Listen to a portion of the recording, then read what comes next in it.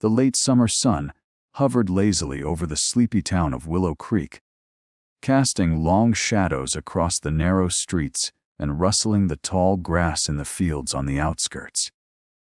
It was the kind of place where everyone knew everyone, and nothing much ever happened.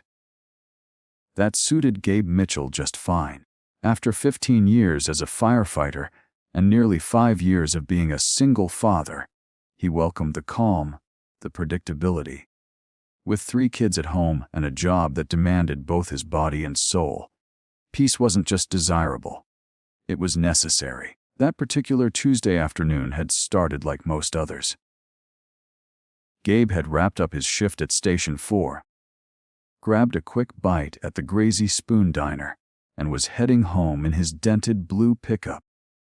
He was still wearing the lower half of his fireman's uniform, boots and navy trousers, though he'd traded his sweat-soaked shirt for a plain gray tee. The windows were down, and the breeze was carrying the scent of freshly cut grass and distant barbecue. His mind was already on what he might throw together for dinner when a high-pitched scream sliced through the calm like a siren. It came from somewhere in the neighborhood park, a small grove of trees surrounded by swings and picnic benches. Slamming on the brakes, Gabe veered off the road and onto the grass. The truck bounced as he parked it by the curb and jumped out. His firefighter instincts kicked in immediately. Scan the area, locate the sound, assess the danger. What he found wasn't smoke or flames or anything remotely normal. A woman was in a tree. Not a child, not a teenager playing some game, but a full-grown woman in her mid-30s, perched awkwardly on a thick branch, about 8 feet off the ground. She wore a sundress that flapped in the breeze and one sandal. The other dangled below her on a twig. Her hair was wild and curly, the color of honey in sunlight, and she clutched a broom like it was a sword. 2 little girls, unmistakably twins, were dancing around the base of the tree, pointing and squealing with delight. "Get him, Mama!" one yelled. "Broom," shouted the other. Gabe blinked. He stepped closer cautiously. "Mom." The woman turned sharply, wide and defensive. "Don't get too close!" "It's still here." "What is?" She pointed the broom toward a nearby branch. "The squirrel, rabid little monster. It lunged at me. I swear it had foam on its mouth, or maybe marshmallow. Either way, I wasn't taking chances." Gabe tilted his head, then looked toward the branch. A fluffy gray squirrel was indeed perched there, nibbling something and looking entirely unbothered. "Mom," he said slowly, "I don't think that squirrel is rabid." She frowned. "That's exactly what a rabid squirrel wants you to think."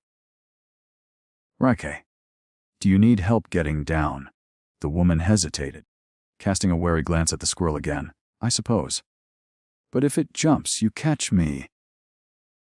"I'm a firefighter. Catching people is kind of my thing." She nodded solemnly. "All right, then. I'm trusting you." Fireman. What followed was 10 of the most absurd minutes Gabe had ever experienced. He gently guided her movements as she scooted down the trunk like a cautious cat, all the while holding her broom like a lance.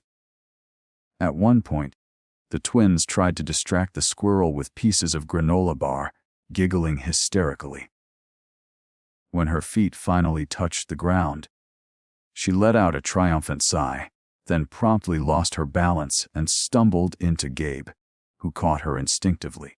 She smelled like cinnamon and lemon. Her laugh was unfiltered, throaty, real. "I'm Clover," she said, steadying herself. "Lover James, recently widowed. Just moved here from Fairmont. And that," she pointed dramatically toward the tree, "was an assassination attempt." Gabe blinked again. "By the squirrel. Obviously." The twins ran up and hugged her legs. "That was so cool, Mama. You fought the evil beast like a warrior princess." Clover grinned, dropping the broom to wrap her arms around them. "And you two were perfect minions. Ladies, hello to our hero." The girls turned to Gabe, identical grins lighting up their freckled faces. "Hey," they caroused. "I'm Luna," said one. "And I'm Lacey," said the other. "You saved our mama," Luna said. "We're going to make you cookies." "Even though she can't bake," Lacey added helpfully. Clover swatted playfully at her. Gabe chuckled. "Well, I appreciate the sentiment. I'm Gabe Mitchell. I live about 4 blocks from here, and you all just made my day way more interesting than I expected." The Clover looked at him for a beat too long, her expression softening. "You don't scare easily, huh? I run into burning buildings for a living." She nodded. "Good point. Then maybe we'll survive here after all." As she gathered her girls and broom and started to head off, she turned back. "Thanks, Gabe. Really." He raised a hand in farewell, watching them walk off into the shade of the trees, Skipping and Clover spinning the broom like a baton. Something inside him stirred. Not attraction exactly, though she was certainly striking, but something deeper. A curiosity, a flicker of life. That night, over a silent dinner of microwaved meatloaf with his 3 kids, Gabe couldn't stop thinking about the woman in the tree. About her laughter, her fearlessness, her chaos. About how, in one bizarre moment, something had cracked open inside him. Something that had been sealed shut for too long. He didn't know it yet. But that chaotic woman with the broom, and her 2 wild daughters, were about to become a part of his life in ways he could never have imagined. Maybe, just maybe, he needed rescuing as much as she did. The following week passed with the usual blur of duties and routines for Gabe Mitchell. Morning coffee, packing lunches, school drop-offs, double shifts at the station, and dinners that were more survival than celebration. His 3 kids, Jake, 16, Emma, 11, and Noah, functioned like a reliable, if slightly chaotic machine. They knew the drill. They knew Dad didn't like being late, that the washing machine had a temper, and that pancakes were only for Sundays, when Gabe wasn't working overtime. Still, despite the rhythm of familiarity, there was something different in the air that week. A new beat. A faint humming in the back of his mind, and her name was Clover. He hadn't seen her since the tree incident, and yet she lingered in his thoughts.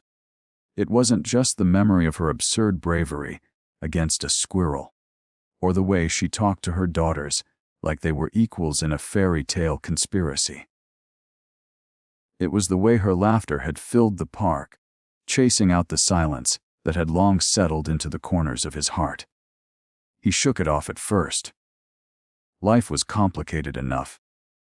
She had kids. And yet his gut told him their story wasn't done. Hunch proved true when the doorbell rang the following Friday evening. He wasn't expecting anyone. The kids were sprawled across the living room, glued to the TV, munching on chips.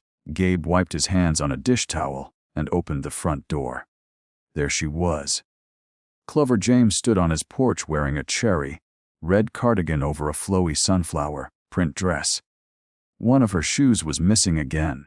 She held a ceramic baking dish covered with foil. Behind her stood Luna and Lacey, each gripping a plastic container of something that looked like dessert, or a science experiment gone wrong. "Come in peace," Clover said with a grin, bearing food and apologies. "I feel like I owe you a proper thank you." Gabe blinked. "Come in." As she breezed past him like she'd known his house for years, dropping her casserole on the kitchen counter. The twins followed, immediately making themselves at home. One opened the fridge. The other turned to Emma, who was peeking around the corner. "Hey, wanna see my secret handshake?" Within 5 minutes, Gabe's quiet, organized home had transformed into a scene of mild domestic chaos. Laughter echoed from the hallway. The twins were teaching Noah how to spin on one foot. Emma was showing Luna her sketchbook. Jake, who normally avoided conversation, had somehow been roped into helping Clover set the table. The casserole turned out to be lasagna, and miraculously, it was edible. Delicious. Gabe watched in mild amazement as his kids devoured it like it was pizza night. "You sure you made this?" he teased. Clover raised an eyebrow. "I'm quirky, not helpless. My grandma taught me the art of survival cooking and bribery through pasta." The dinner turned into something more than a meal, more than a polite visit. It felt like a celebration of something unspoken. A reunion they didn't know they'd been waiting for. Clover told stories about her late husband, Dean, a man she described as part professor, part pirate. The twins filled in details with dramatic flair. "And then he tried to build a treehouse but fell out of it," Luna said. "He said it was an aerial miscalculation," Lacey added. Clover laughed. He was brilliant, but he had the coordination of a drunk flamingo. They all laughed, even Jake, who rarely cracked a smile. Later, as the kids migrated to the backyard to chase fireflies, Clover leaned against the counter beside Gabe. The warm kitchen light glinted off her curls. Her eyes were tired but bright. "Thank you for letting us invade your space," she said softly. "You invaded it," Gabe replied, "but you didn't ruin it." As she looked at him sideways. "You're not used to noise, are you? Not this kind. Not the good kind." They stood in silence for a moment, listening to the children's shrieks of delight through the open window. Clover turned to him, more serious. "I moved here because I needed a reset. I couldn't breathe in Fairmont anymore. Everyone knew Dean. Everyone had opinions about how I should grieve. And I just wanted to be a mom, without people watching for the next breakdown." Gabe nodded, understanding in a way few others could. "People don't know what to do with grief," he said. "So they treat it like a cold. Expect it to pass in a week." "Exactly," she sighed. "And it doesn't. It just changes shape." Their eyes met, something unspoken passing between them. Recognition. Mutual strength. The moment broke when a scream erupted from the yard. Gabe rushed outside, heart in his throat, only to find Noah triumphantly holding a jar with a glowing firefly inside. False alarm. But Clover was right behind him, barefoot, laughing. That night, after the dishes were washed, and the kids were all reluctantly reunited with their own homes, Gabe stood at the kitchen sink, damp from the sponge, heart strangely full. His house was quieter again, but it felt different now. Warmer.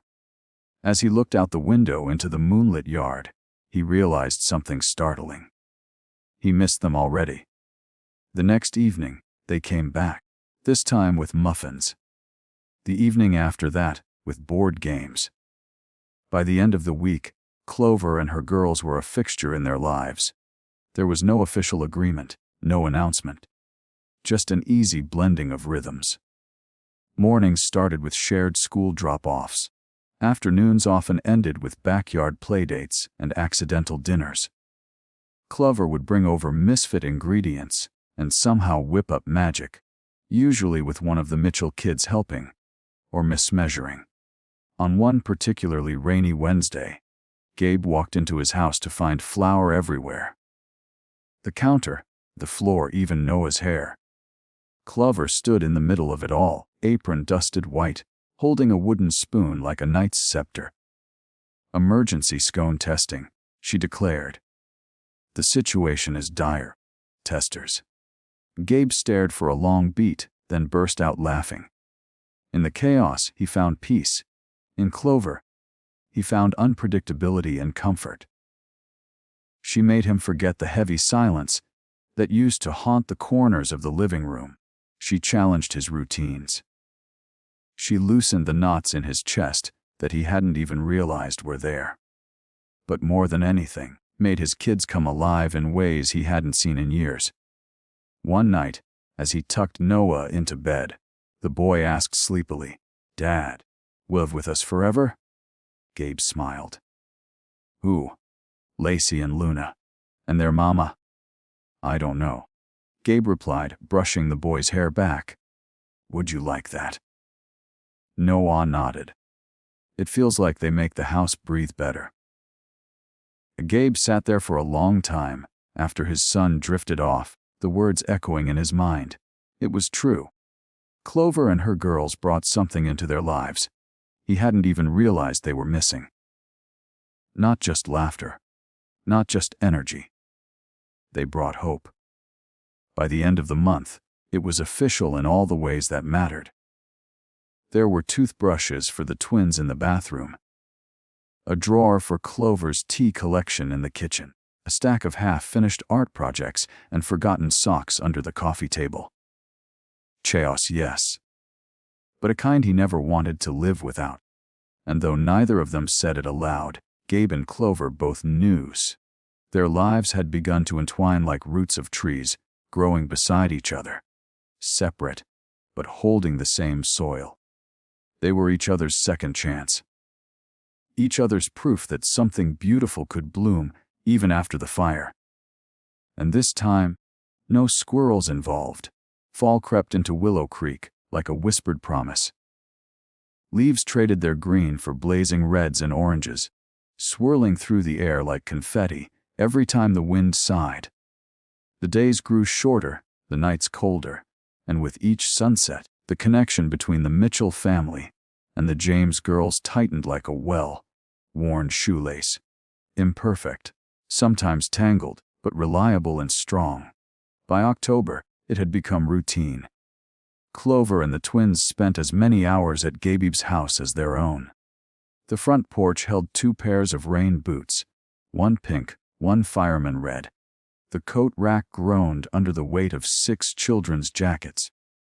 Clover's laughter often filled the kitchen, while the kids bickered over homework, or who got the last marshmallow in the cocoa. There were shared dinners and shared grocery runs, shared Saturday morning cartoons, and shared silence on harder days. Still, some parts of their hearts remained private. Grief, like an uninvited guest, sat quietly in corners. Gabe had long made peace with the space his late wife, Sarah, still occupied. Her photo sat on the fireplace mantel, a quiet memory that didn't ask for attention, but offered comfort when eyes landed on it. Clover rarely spoke about Dean anymore. Sometimes her eyes grew glassy when Lacey said something with his cadence or Luna laughed with his exact rhythm, but she shook it off with a smile, masking grief with glitter, as she always did. Then came the storm. It began as a whisper in the wind on a Tuesday afternoon. Gabe noticed the shift in the air as he left the fire station, tumbling low and fast. The forecast had warned of possible severe weather, but in Willow Creek, warnings rarely materialized into anything more than heavy rain.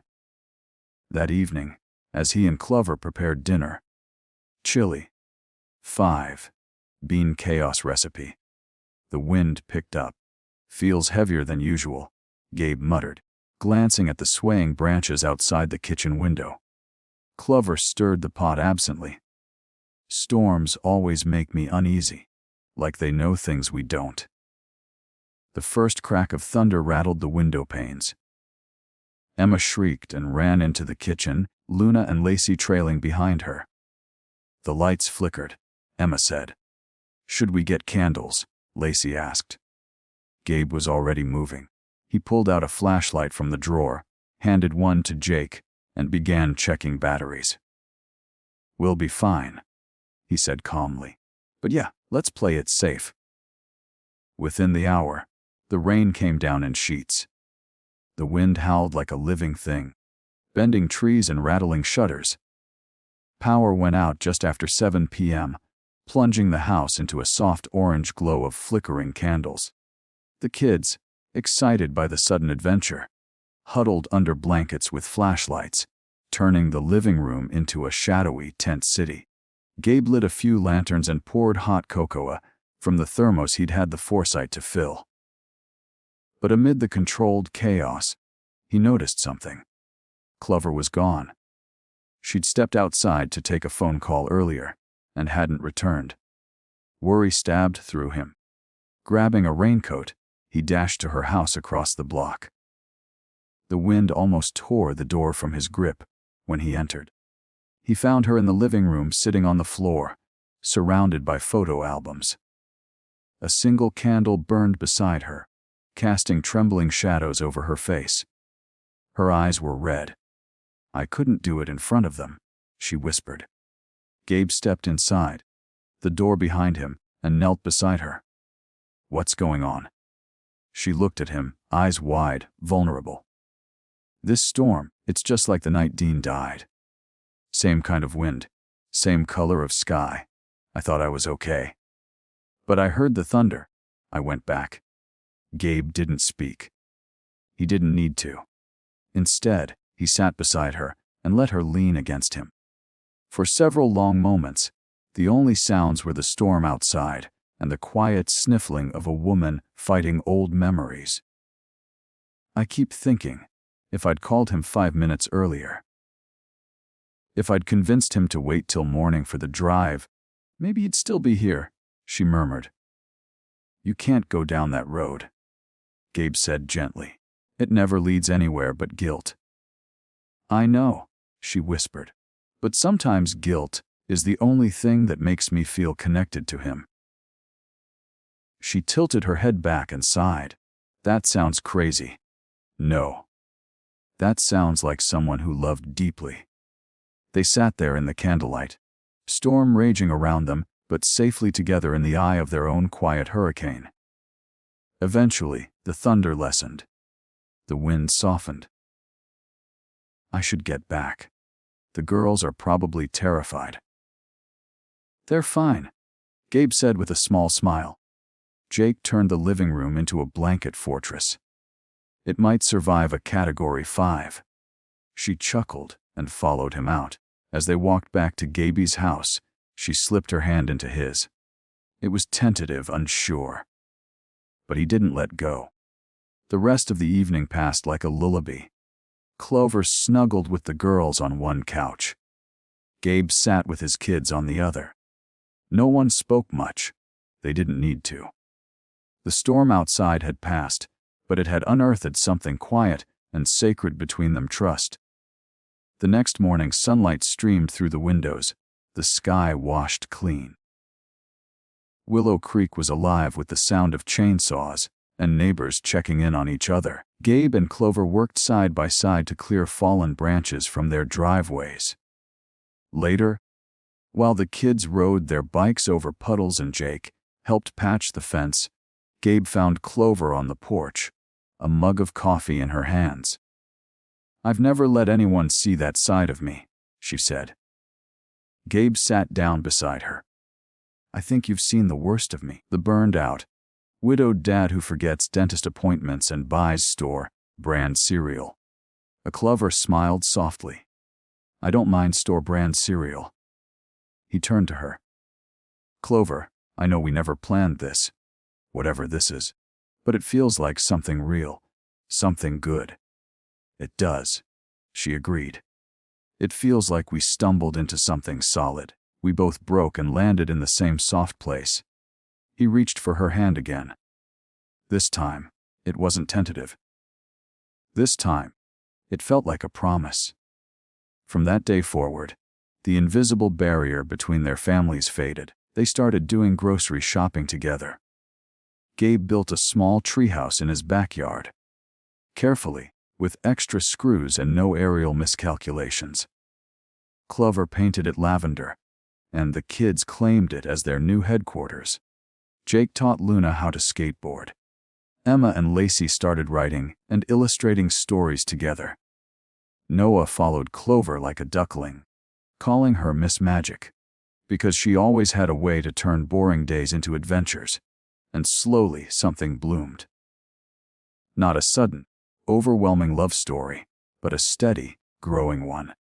A story built on burned dinners and laughter, shared grief, and silly dancing in the kitchen. One Friday night, after the kids were all tucked in, Gabe and Clover sat out under the stars, a single blanket over their legs, mugs of lukewarm tea in hand. "I used to think my life was over after Sarah," Gabe said quietly. Like everything good had already happened. "I used to think I'd be the weird widow mom forever," Clover replied.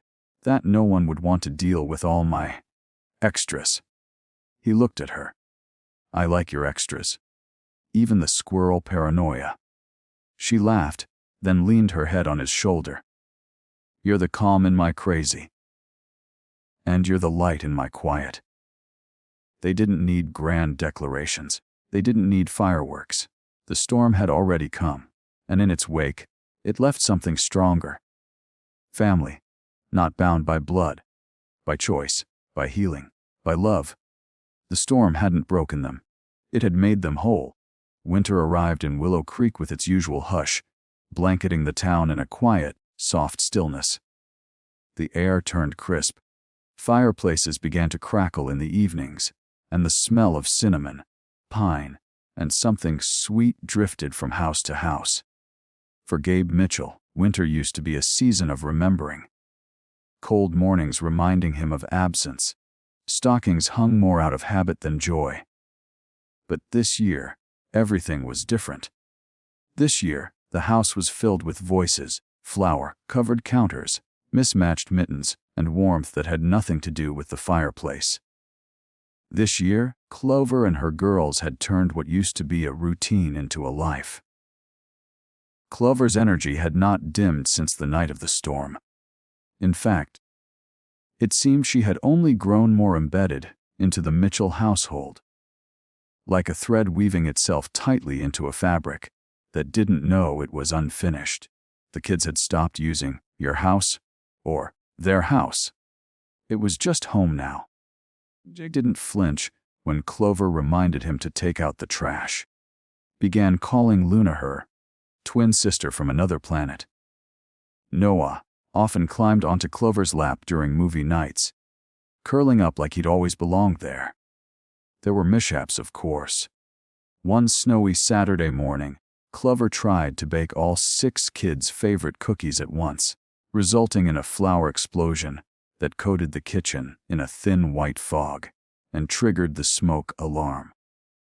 Gabe had walked in from shoveling the driveway to find Luna wearing a colander as a helmet and Jake trying to fan the smoke away with a towel.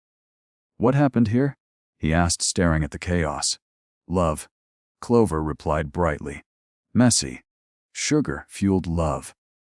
But beneath the laughter and the crazy, something solid had formed, something unshakable. Gabe could feel it in the quiet moments. When he handed Clover her morning tea, and their fingers brushed. When they both reached to tuck the same blanket corner around Emma's shoulders. When she caught him staring, and he didn't look away. They hadn't used the word love. It hung in the air between them like frost on a window. Delicate, beautiful, but untouched. That changed on the night of the school holiday concert. All 6 kids were involved. Luna and Lacey in the snowflake ballad, Emma singing in the chorus, Jake running sound, and Noah playing a very enthusiastic tambourine. Gabe wore a proper button, down for once, and Clover had curled her hair into loose waves, pinned with little silver stars. They sat side by side in the school auditorium, whispering jokes and beaming with pride. Then it happened. Mid-performance, a power outage plunged the auditorium into sudden darkness. There was a collective gasp from the audience, then scattered laughter. Gabe stood instinctively, but Clover reached for his arm.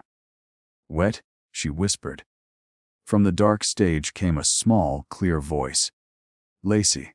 Twinkle, twinkle, little star." One by one, other children joined in, their voices pure and brave in the darkness. The audience, enchanted, began to hum along. Gabe felt Clover's hand tighten around his. When the lights flickered back on a few minutes later, the children were still singing, their faces glowing with innocence and pride. The crowd erupted into applause. Gabe turned to Clover, but she was already looking at him, eyes full, heart open. "I love you," she said, just like that. No build-up, no theatrics. And he didn't hesitate. "I love you too."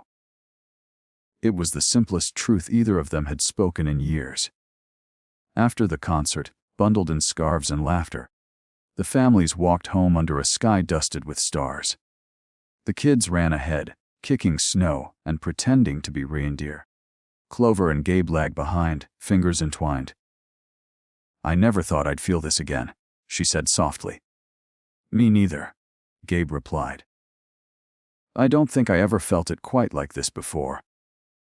A week later, on Christmas morning, the living room looked like a tornado had swept through a toy store. Wrapping paper was everywhere. The tree blinked with lights, stockings sagged from their hooks. But in the center of it all, Gabe knelt down in front of Clover. No ring, no speech, just a simple question, "Stay?" And Clover, in her candy cane pajama pants and snowman slippers, eyes brimming with tears, said the only answer that mattered. Always. It wasn't a traditional proposal. There was no diamond, no kneeling crowd, but it was real. The kind of real both of them had stopped believing in. They didn't rush into a wedding. Instead, they built a life, a real one. With carpool calendars and shared grocery apps. With mismatched furniture and Friday night dance parties in the kitchen. With therapy sessions, open conversations about grief, and learning each other's triggers. Clover officially moved in by spring. The twins were enrolled in the same school as Gabe's kids, and their backyard, complete with lavender-painted treehouse, became the go-to hangout spot for half the neighborhood. On their one-year treeversary, the kids threw a backyard party complete with a fake squirrel piñata, broom-shaped cupcakes, and a homemade banner that read, "To the tree that started it all." Clover toasted with sparkling apple cider. To squirrel's fate, and the fireman who didn't laugh when I screamed like a banshee. Gabe raised his cup. To the woman who fell out of a tree and into our lives like a miracle wrapped in chaos. The laughter was loud, the hugs were tight. The kids stayed up late roasting marshmallows under string lights. That night, after everyone else had gone to bed, Clover and Gabe sat alone on the porch swing. "It still doesn't feel real," she murmured, resting her head on his shoulder. "That's because real things feel like magic," Gabe said. "Especially when you don't see them coming." Clover looked up at him. "We're a miracle, aren't we?" He smiled. Daily. In the years to come, they faced hard days. Illness, scraped knees, sleepless nights. There were fights over discipline, spilled milk, lost socks. But there was also healing, laughter, forgiveness, and more love than either had thought themselves capable of. And every year, on the first week of June, they returned to that park, the one with the old tree. The one that had brought a grieving widow, her twin whirlwinds, and a weary fireman together. They'd sit under its branches, surrounded by children and noise and life. And they'd remember how a simple rescue became the start of everything. How chaos turned into calm, how loss led to love. How one tree, one moment, one choice made all the difference. And how, every single day since, they'd become each other's daily miracle.